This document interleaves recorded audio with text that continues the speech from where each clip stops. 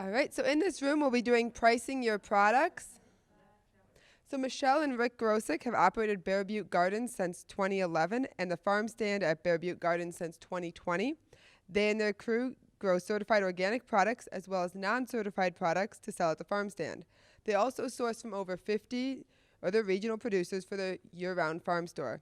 Kiara Poitra, farm stand and kitchen manager, will also be collaborating on this session, in which they'll be presenting on creating a pricing strategy for locally grown and produced foods. Thank you. Thank you so much. Well, welcome to our session today. Any new slides? All right. Next slide. So here's our team. We already had the introduction, so we have that going on. This is the first time the three of us are doing this trio presentation, so this is new for us, so we'll see how this goes. Next slide. So first of all, I'm going to talk just a little bit about who we are and try to get through this pretty quickly. So if you have any questions, we can answer them, clarification questions. But if you have any big questions, if you can wait till the end, that'd be great. So where are we? So we are Bear Butte Gardens. We are located about 5 miles out of town. So on this map, can you guys see that map okay? Yeah? So here's Sturgis. You go out 5 miles, so past Fort Meade, past the high school, past the Kickstart Travel Center.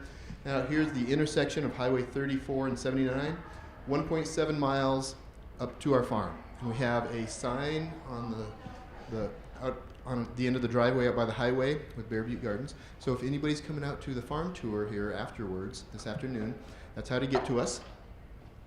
Thank you. So as far as our business structure at Bear Butte Gardens, we actually have 2 legal business entities. We have our LLC, and then we have our family farm. So our LLC, most of the activity for that is out of our commercial building.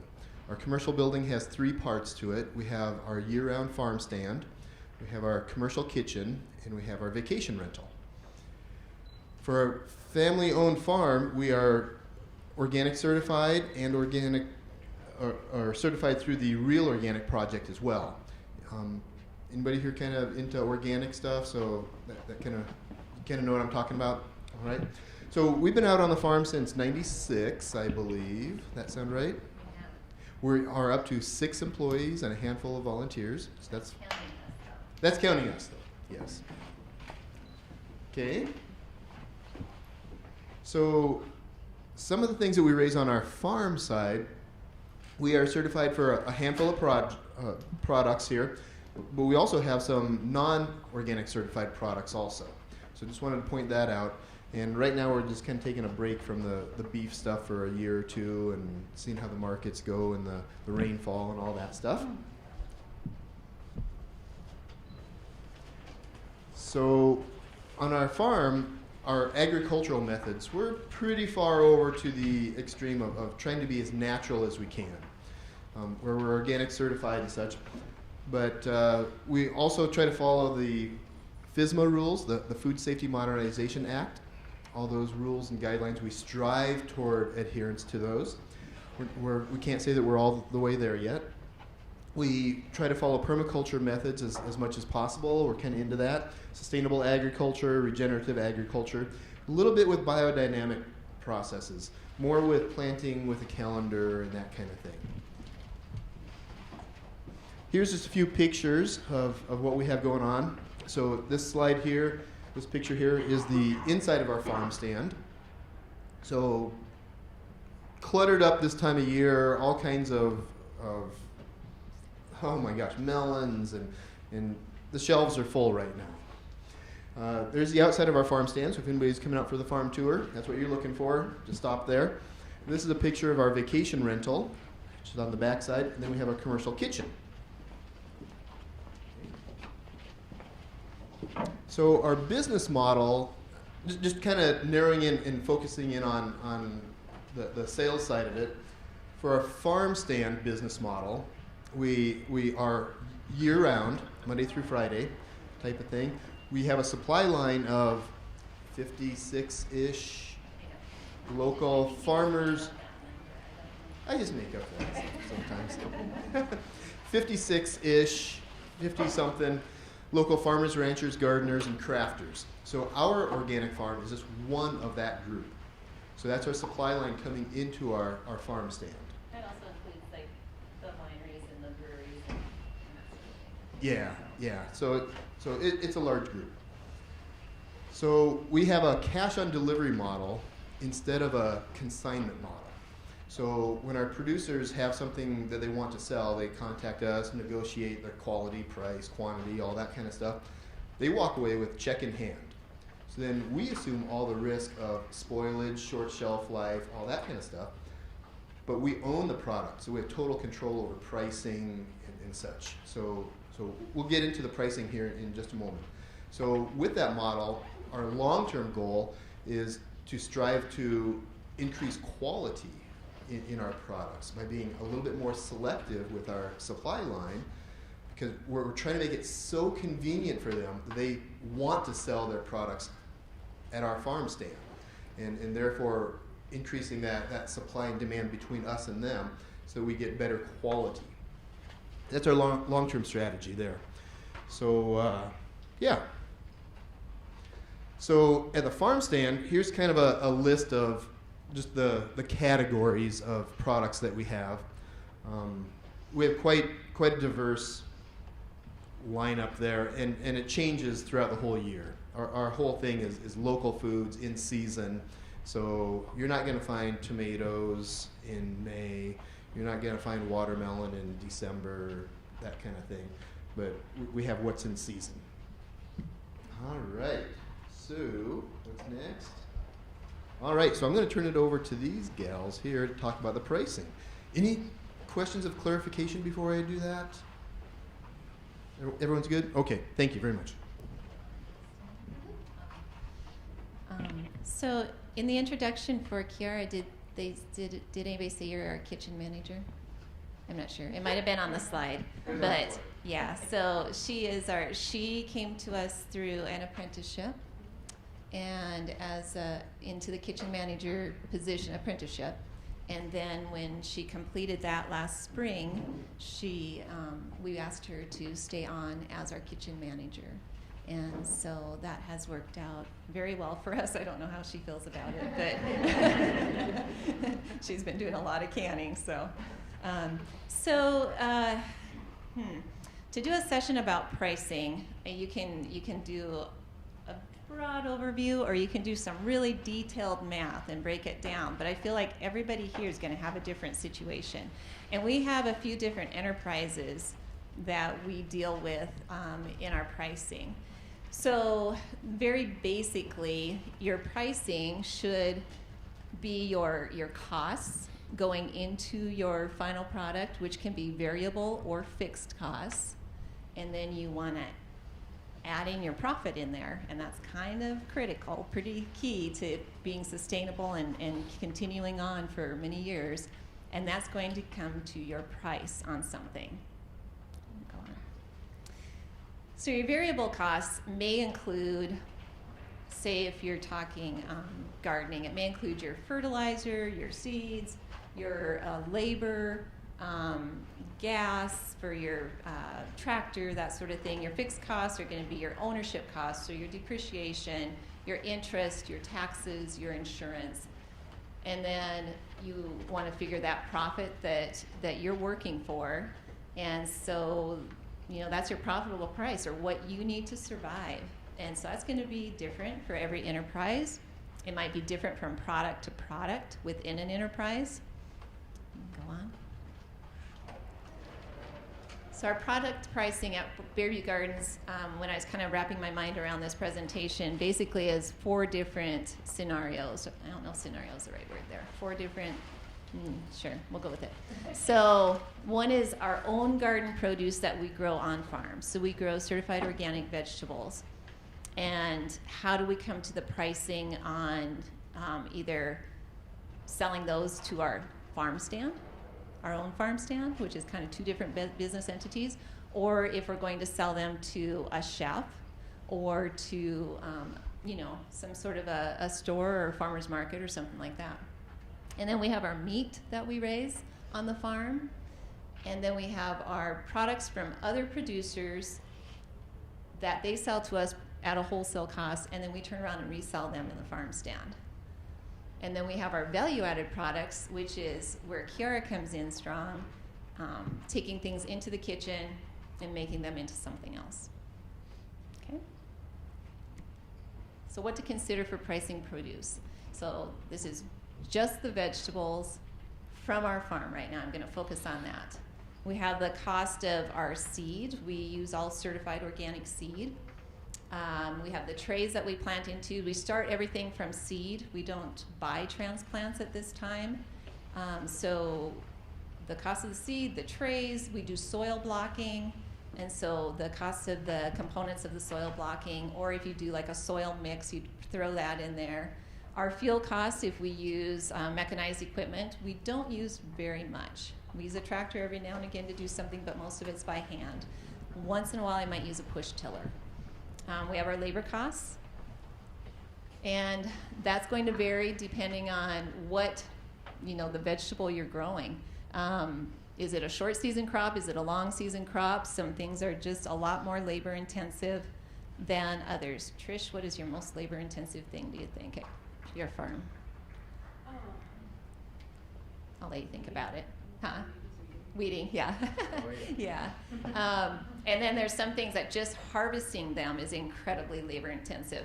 I think all of us at Bear Butte Gardens will jump at harvesting zucchini because it's super fast. You go out there and you whack, you twist them off the vine or cut them off, and you've got many crates of zucchini in fast order. And then there's garbanzo beans, or there's snow peas, or there's cherry tomatoes, all of those things. So, you just have to, some farms don't even do a lot of those things. They don't do cherry tomatoes. They don't do beans and peas because they're very labor intensive on the harvesting end. The cost of your inputs, your compost, your fertilizers, biodynamic preps, you guys use those a lot. We're just kind of venturing into that. Maybe your natural mulching stuff, so your straw, your hay, if you're sourcing that in from somewhere. And then of course you got your water, any irrigation supplies you might have. So with us, we do all drip irrigation. And so some of that is reusable, and we can use it for many, many years, so you can depreciate that cost. Some of it is, kind of one-time use one summer, and then you gotta unfortunately throw it away and replace it the next summer. And then again, if you're using weed barrier, plastic tarp, that sort of thing, some of that you can depreciate out. Some of it you're going to have one-time use on. Mm-hmm. Sometimes we have something that I chose to call opportunity crops. Anybody know what's in that picture there? Yeah. So our experience is if you plant them once in a garden, you're always going to have them coming up again, that whether you want them there or not. And we made the smart decision to not plant them once in this garden, but the next year when we rotated gardens, we planted them there, and then we planted them there, and then we planted them there. So we pretty much have tomatillos in every single garden now that come up all by themselves. We don't really need to start them from seed anymore. You don't really know that they're going to be there, though, until probably June is when they really, because it's warm enough in the soil and they pop up. And so I call those an opportunity crop. We don't need to put a lot of labor or time into starting them from seed. You might want to transplant those somewhere else, so that would be your labor. If you want to try to put them in a row, you're going to miss a bunch of them. So yeah, but still, we want to have a cost on or a price on those, just in case next year or sometime we decide we want to start tomatillos again. Then we need to know what that costs us, and we need to sell them. We don't want to give those away because they are a valuable commodity. So this slide that's in here, the screenshot, every now and again I have something that we grow, and maybe I've never grown it before. I don't know if it's gonna come to harvestable stage. There's just a lot of questions. It's a very experimental thing. I haven't really put any numbers down in a spreadsheet of what it costs to do it because I'm just playing with it. And then all of a sudden we have some and we need to sell it like right now because it's ready. And so I will go out to a website. It's called Park Slope Co-op in New York. And they do a daily produce pricing list out there. And if I just have no clue, Park Slope Co-op, yeah. If I have no clue, and I've usually worked it through in my head, I'm kind of narrowing in on something, I need to go do the math, but I've got it, you know, somebody might be walking out in the gardens to get something else, and they're like, oh, and I want a bag of those. And I'm like, holy cow, I haven't even thought about what I'm going to price those at. So I'll pull up on my phone and look at Park Slope Co-op. I found it years ago, and they'll have their daily produce list, organic, non-organic, you know, conventional. Sometimes they'll have biodynamic on there, and it'll say, you know, like this, tomatillos last week at the Park Slope Co-op, which would be kind of a cool climate also, $3.10 per pound. Usually when I see that, I automatically know I was going to go higher than that or I was going to go a little bit lower than that. But it just kind of justifies something in my head. So I'm just saying, if you just, you know, need something to kind of have your basis, it's okay to do that. But I just listened to AJ Granelli the other day. He was doing a presentation for the agritourism group, and he said, do not base your prices on what Cycle Farm is charging or what your neighbor is charging or what the other market vendor is charging. You need to go through the math, and you need to figure out your prices. And I firmly believe that too, but sometimes it's nice to have that just give me another. I've never grown this thing before. What should I do with it? So do the math and go ahead and charge what you need to charge to make it work for you. Mm-hmm. Okay, so then I'm going to talk real quick about what to consider for pricing meat. There's a lot of potential costs in there. Are you buying breeding stock? So that would be something that you could spread out over some years of your breeding stock. Or are you buying a bottle lamb? I do bottle lambs sometimes. You do bottle lambs, some bum lambs. We have a really great contact that I will pay $12 a lamb or something like that. I know some people will pay like $60 a lamb. I don't know how you do that. I don't know how you bring it to butcher size and make any profit off of that. But so it's a very specific cost for that little animal, but then you get to feed that little animal very intensively for a while. So then you've got some labor costs and you've got your milk replacer costs. If you've got breeding stock, then of course whatever your cost of breeding is. Feed costs, we buy a lot of bulk because we have a couple local organic producers of grains. So we can buy bulk totes from them of certified organic grains, which we need to use for our poultry. Otherwise, we would be shipping it in. And so you're going to have some variable costs on that. And any minerals or anything like that you might be using. Labor, again. So if we have some steers, we're going to keep them for probably about 18 months usually if we get them weaned and castrated. And so you're going to be feeding through the winter. So we need to kind of keep track of how much time is that in a day, a week, a month to be feeding them. If you have bottle lambs, it's a lot of time up front, but then once you put them out on pasture, it's not so much.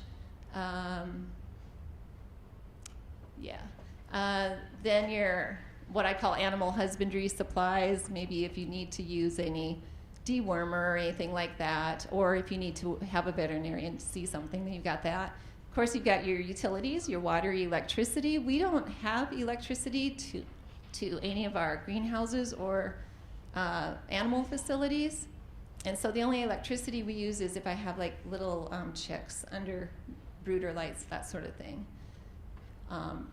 So then with your meat, you might butcher yourself. You need to figure out what your labor cost is there. Even if it's your family and they just get a chicken to take home or something like that, or they just do it to be nice, you still want to figure out your labor costs in case they're not available. Your processing, if I take it to Sturgis Meat in here, that's pretty easy. I know exactly what they're going to charge me. The labeling on it, we paid them initially to set up our label at Sturgis Meat, so then Now we have that. And of course your gas, your demand for your product is kind of critical, because if there's no demand for that meat that you're selling, then yeah, your prices, that's a tricky one. So you kind of need to know ahead what the demand is. And we sell all of our meat now by cuts. And I know that certain cuts sell a lot faster than others, so things are going to get priced differently there.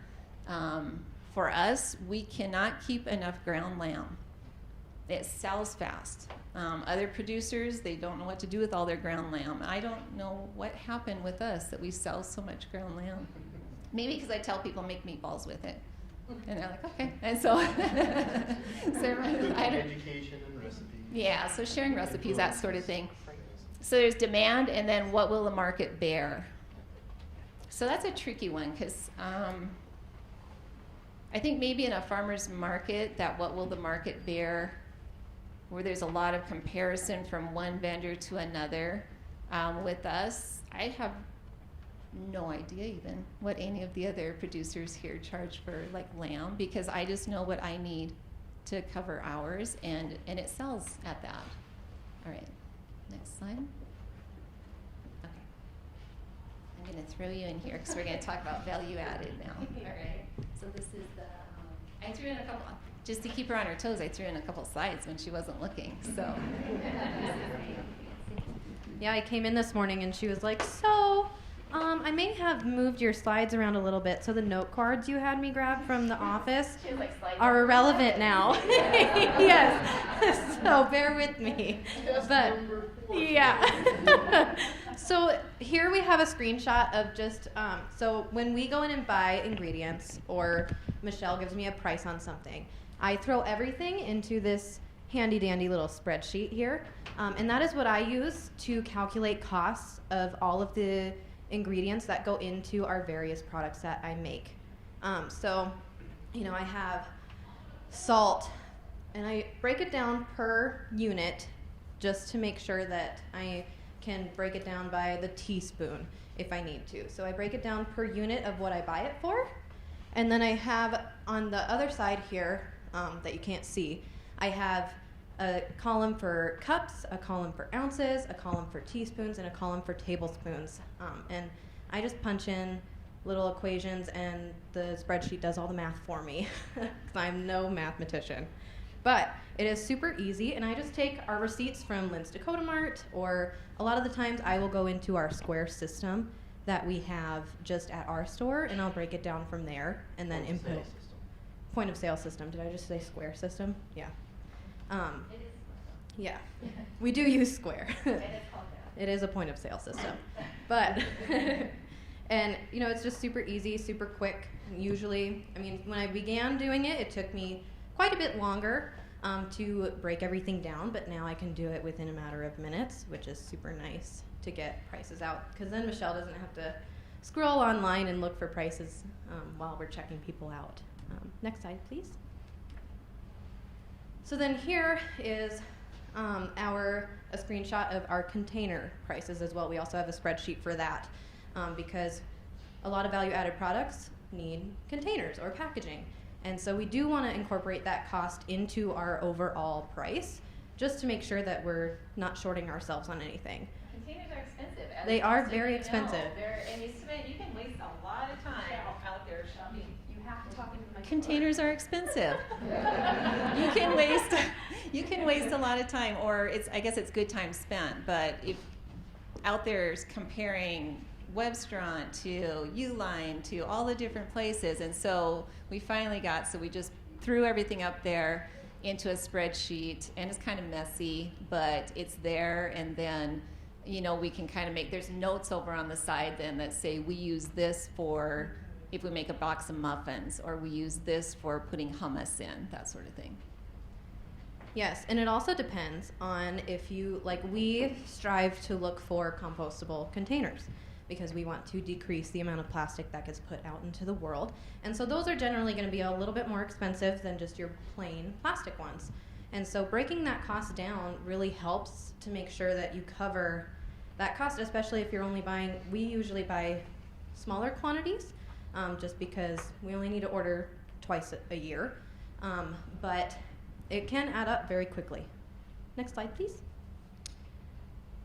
So an example of a simple value-added product is going to be apple chips.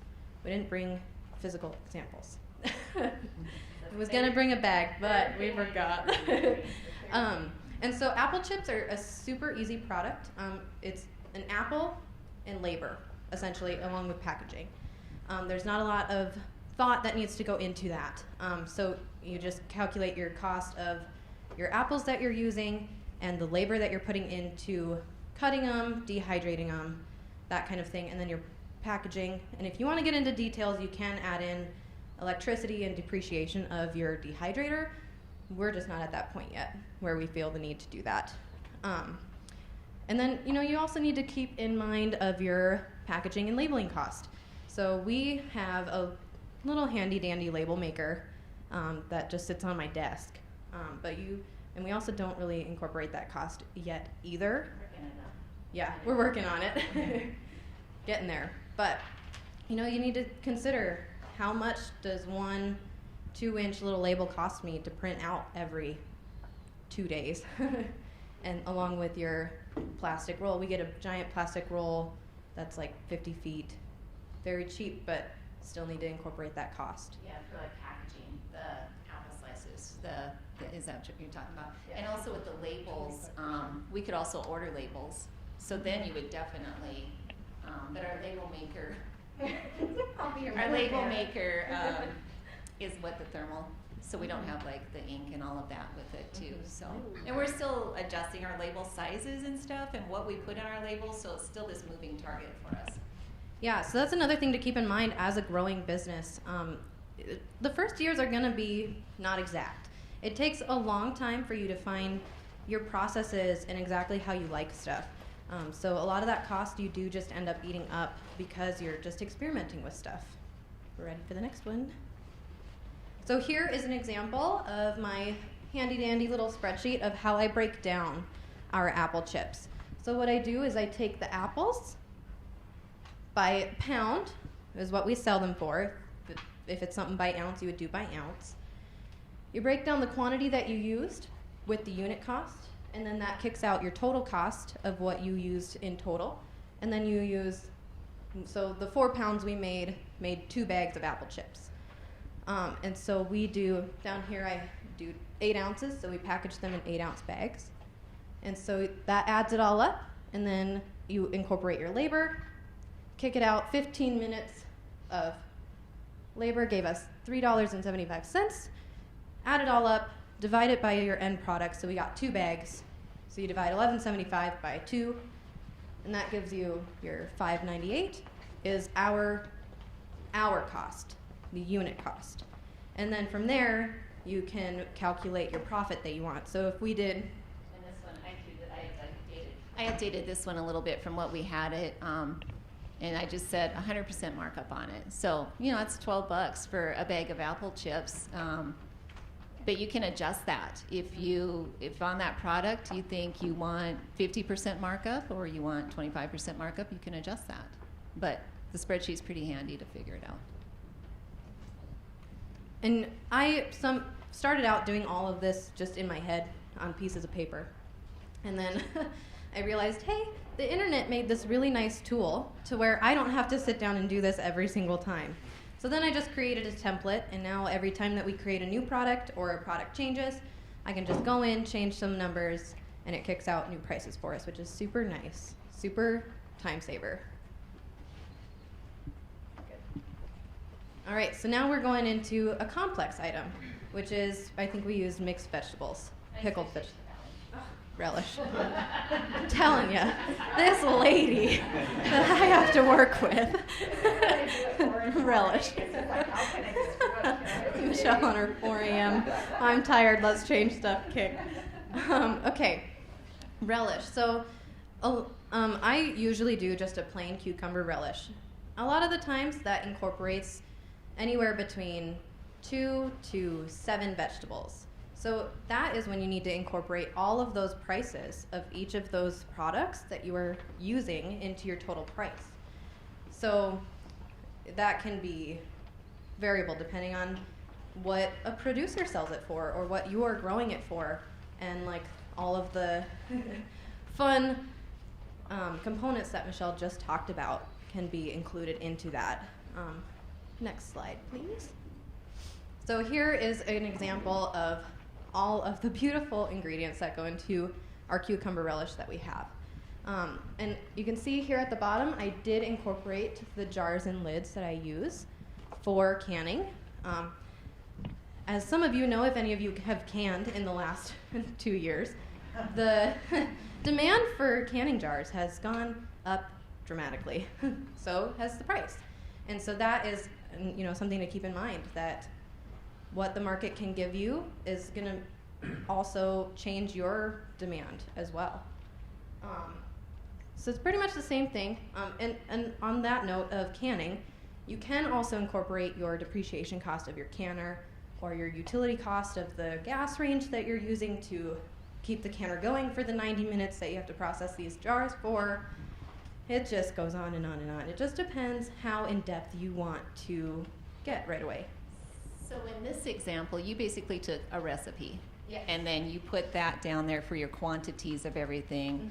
And so you knew you were going to come out with approximately a dozen jars of product at the end. Sometimes I'll say, Kiara, we've got 20 pounds of carrots. They need to go somewhere, can them. And so you don't really know until you get everything chopped up and weighed and look at your recipe.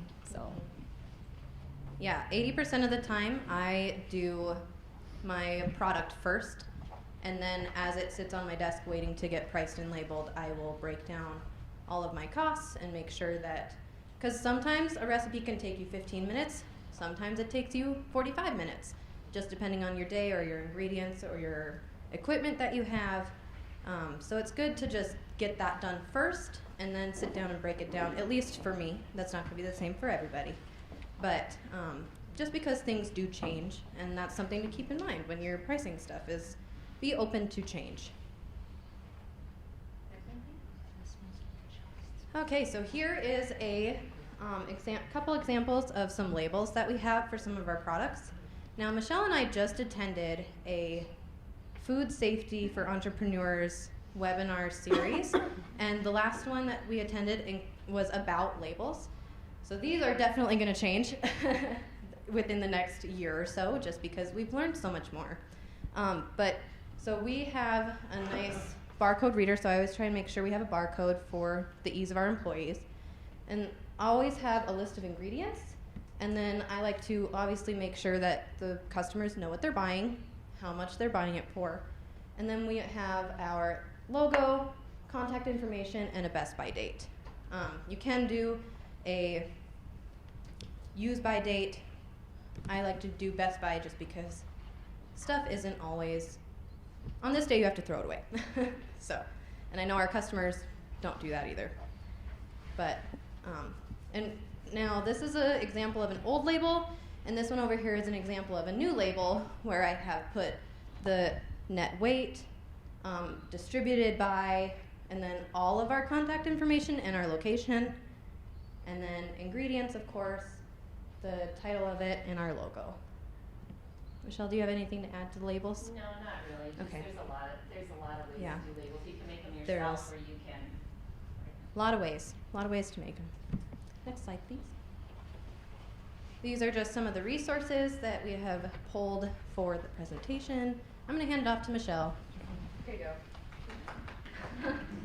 Okay, so that was kind of a super fast Yes. overview, because we anticipate there might be some questions about specific points. If not, you're done early. It's Jenny. I have a question. I was in the floral industry for many years, and so with that floral industry background, how we price is very similar to this because it's a perishable product that you're dealing Yeah. with most of the time. So when you're doing a recipe that includes some of the fresh products that they're doing, I was trying to see, were you using the cost of that, or were you using the retail price into that? So that's a really good question. So her question was, when I do my pricing, do I do the retail cost of our essentially vegetables, or do I do like a wholesale cost? The answer is I do a retail cost, just to save myself the trouble of adjusting it later for margin purposes, just because things do change, and I just want to make sure that we are covering what we need to cover. That's the way we would do it in the floral industry too, and it was because there's shrinkage, there's enough waste and loss, and that's how you make up that difference.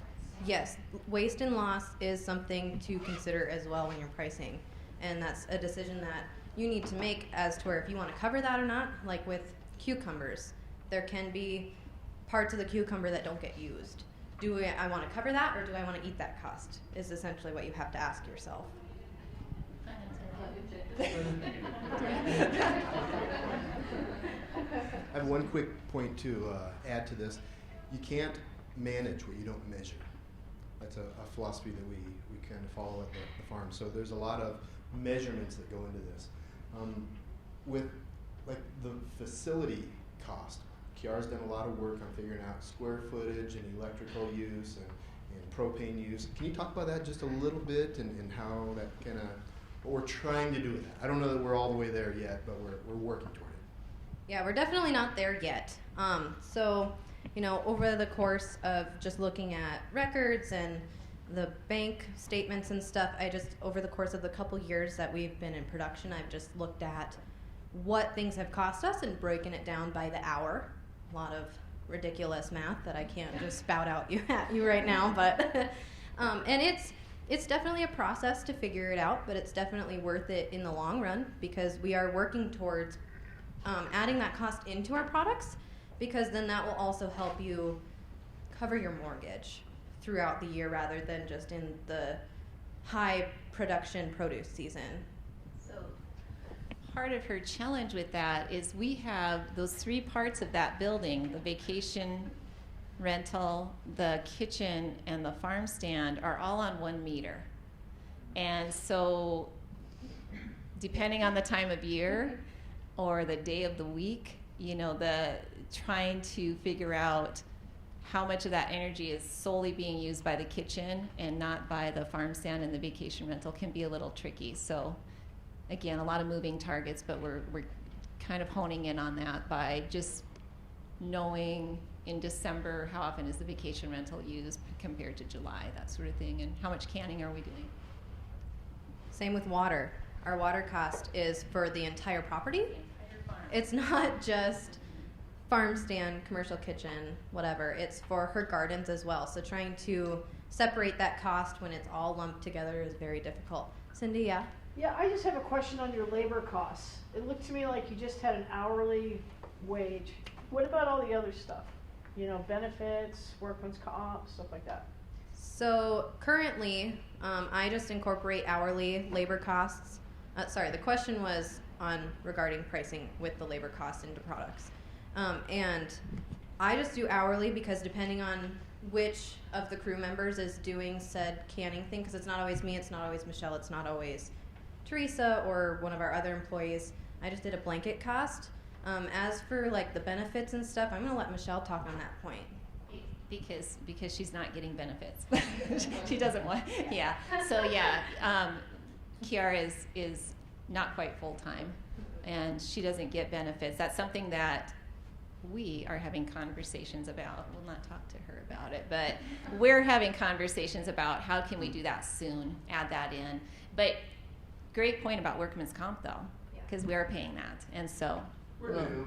We're new And to it's so we're new to this. expensive. Yeah. Workman's comp. Yeah, well, probably at a butcher shop, it's hella expensive. Yours might be a little more than mine. Other questions?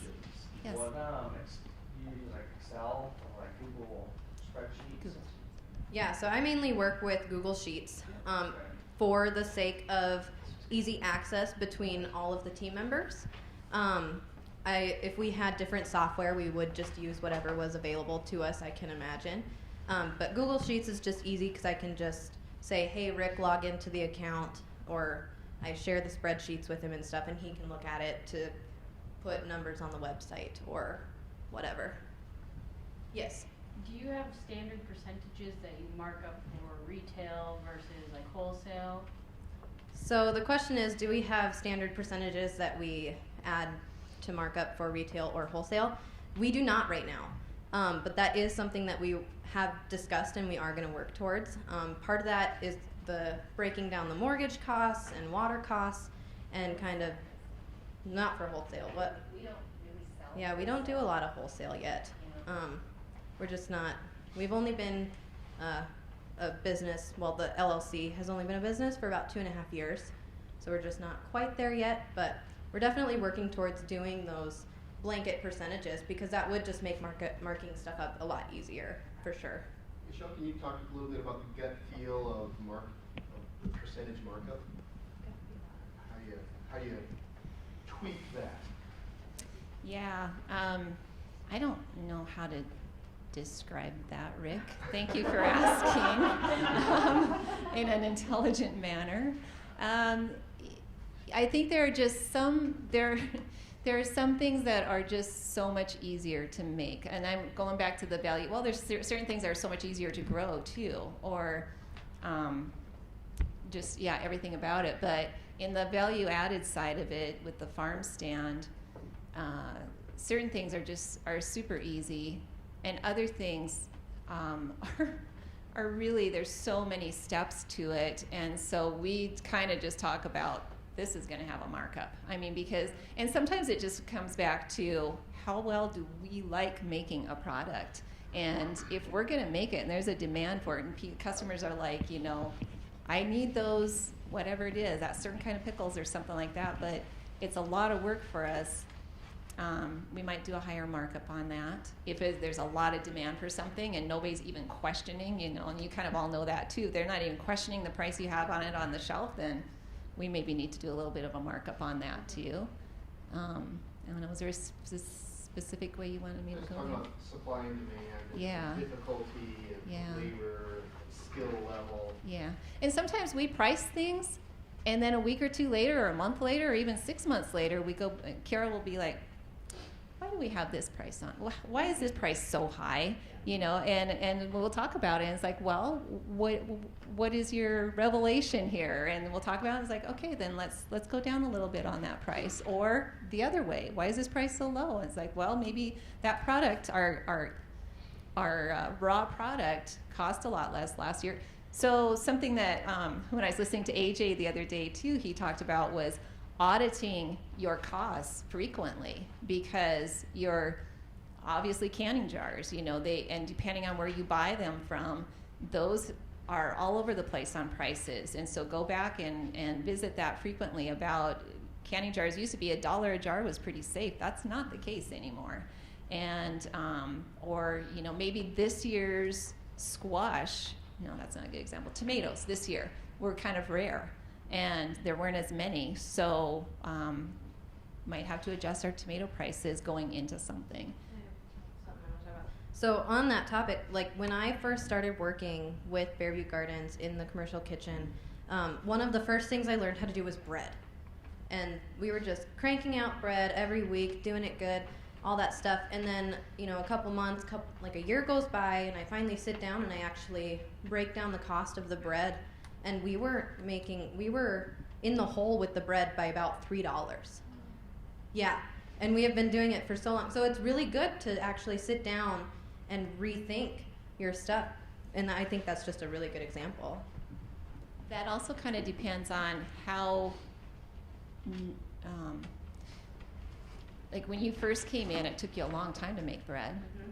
That's kind of the opposite what the point you're trying to make here. But anything, maybe if you're making fresh pasta or something like that too, pasta from scratch, it would take a day to make a batch of pasta, and now she can whip it out in 30 minutes or an hour.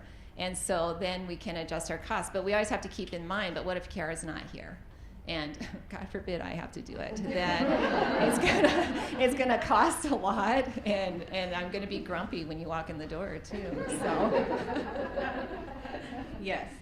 Rick, do you have any other topics that you want to talk on? I just wanted to reinforce that point that you can go by the formulas, the numbers, and come up with your exact percentage of profit that you want. And yeah, you can go a long ways with that, but there's other intangible, unmeasurable influences with your skill level, your labor availability, your demand, the difficulty of the product, the sourcing of the raw materials, that can influence some part of that formula.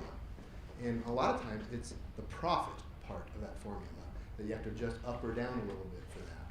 So it's not straight cut math all the time. It's kind of gut feel and research and experience that goes into it as well. Yes. For the vegetables, to know labor costs specifically for each crop, let's say, right? What was your method of calculating how much time? Did you use an app? Or did you just kind of go by gut? Well, we spent 4 hours on this 100-foot bed, and so we'll multiply that by however many. Is that kind of? Because that's tricky. I tried doing some of that this year, and it's really tricky, and it's tricky where we have different helpers all the time too. And different skill levels. So if I'm doing something, it might go faster or slower, honestly. Or then if a brand new person's coming out. So yeah, we haven't perfected that yet. I'm going to be honest about that. We haven't perfected that. But I do keep track of a lot of things on my phone. You know, like I do a lot of notes. There probably is a great app out there that would do that. Laura turned me on to it. Who are you pointing at? Yeah, there? it's an app called Hour Tracker, and I bet you could use it for the same thing, because you can do different jobs. You could. So you could clock in, clock out for each thing that you're working on. Yeah, that's a good. And like for like $10, you can get like unlimited jobs. So it's a lot of vegetables out of it. Yeah. So and that's, you know, I think we track hours. Do as I say, not as I do, sort of situation here. With like our apprentices and such, we track their production and their hours, their productivity and their hours very closely, because we took the time to sit down before we brought them on farm to set up a system to do that. And every task was categorized and measured that way also.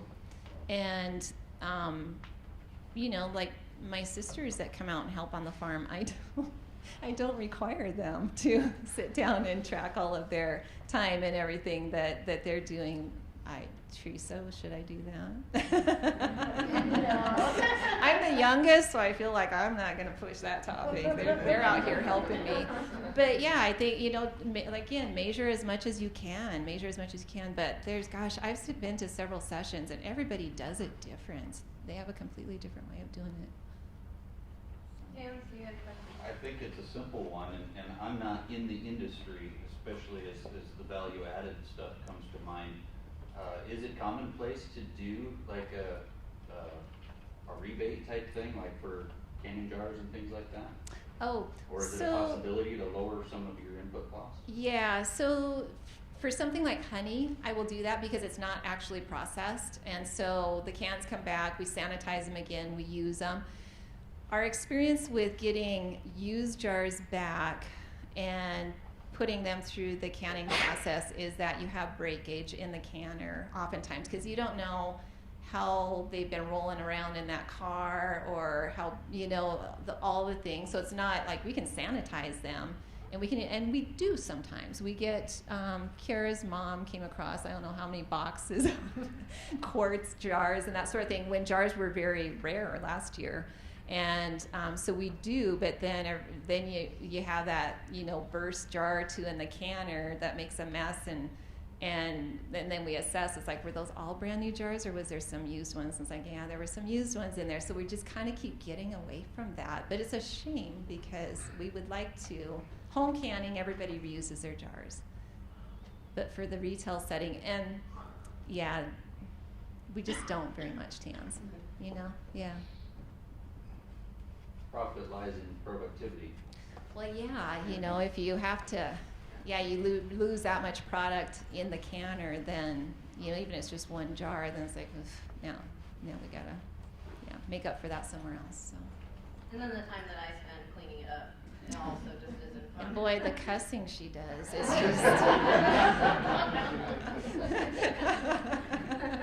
broken glass, tomato sauce everywhere.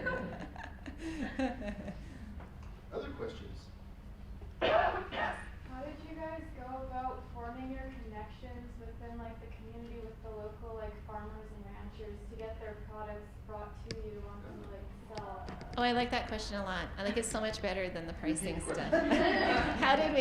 How did we go about forming our connections with the producers, basically? So Rick and I have been doing various projects in the community for many, many years. You know, we were scout leaders. We were, you know, Art Center. yeah, we started a nonprofit in town. So for 7 or 8 years, we were both in that art center all the time, meeting all the families.